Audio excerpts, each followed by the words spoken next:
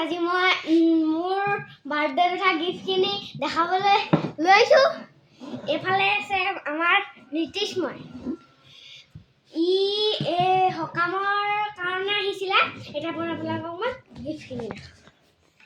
এইফালে কলম, এইটো চাই ইগনৰ নকৰিব দেই। এইটো জোঙালী কৰিলোঁ মই। কাঠ পেঞ্চিল, কলম, বটল, তাৰপৰা আকৌ কলম এটা, আকৌ বহী,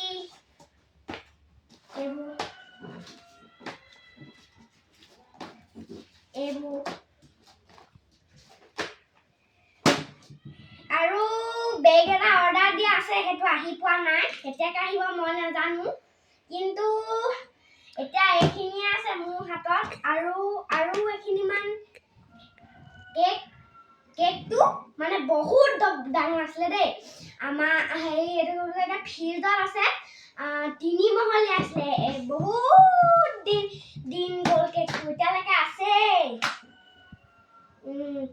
আৰু এইখিনিয়ে মোৰ প্ৰেজেণ্টখিনি। এতিয়ালৈ বাই বাই।